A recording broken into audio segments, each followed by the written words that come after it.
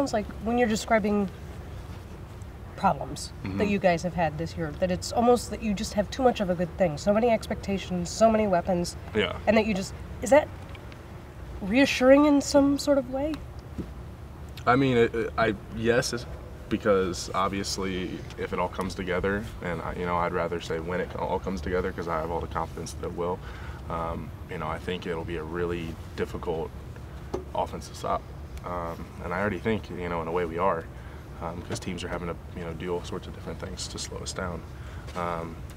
But yeah, those expectations and, trying to get all those different guys the ball that, deserve touches, it's, not so much stressful on, myself, but, the coaching staff, because there's guys that deserve more touches just because, the way they practice and just their ability.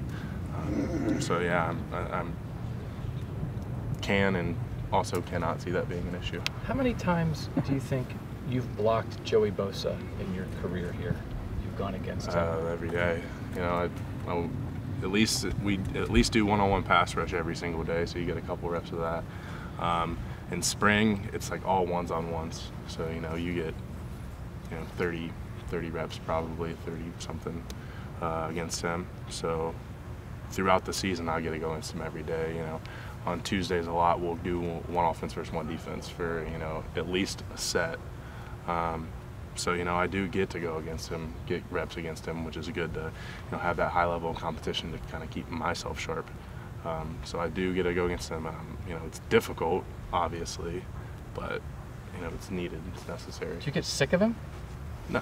Like, I'm tired of blocking this guy. I think if I did, I'm at the wrong place. I shouldn't be playing football or playing here. Because you come here to compete with the best, and we definitely have that. So I enjoy it because I know it makes me better. And like I said, while it is difficult, it is something I need, and it's something that I like to do.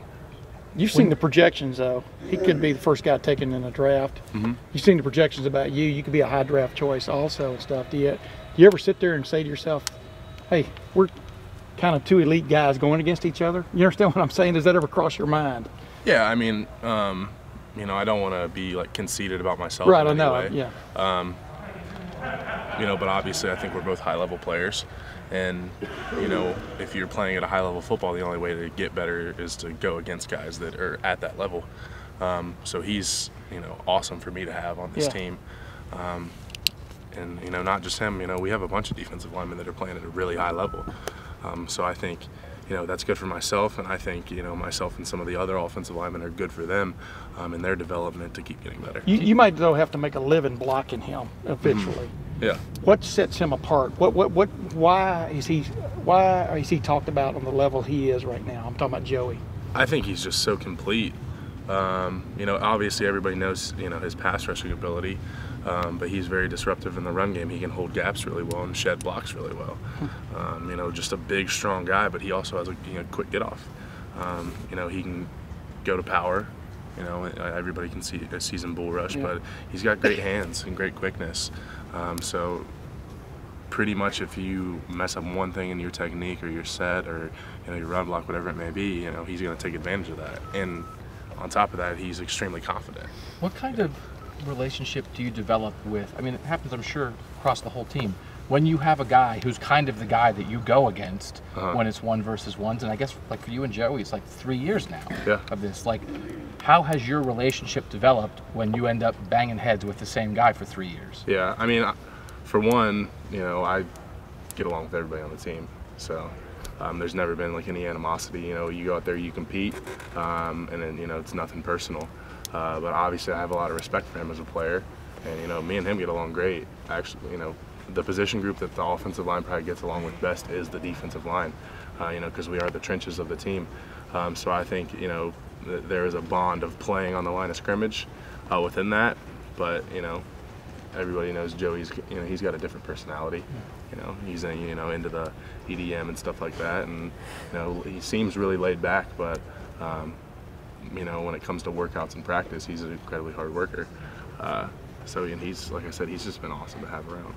A couple more questions, growing folks. up, if someone had told you undefeated Ohio State, undefeated Indiana, and game day was actually at one point considering going to the game, what would you have said to that? It's just, Yeah. doesn't that make their success more remarkable because it's come so recently? Ooh, Indiana's? Yeah. I don't want to call it remarkable because, like I said, I watched the film on these guys and I know that all the teams in the Big Ten have really good players, and it is hard to win games.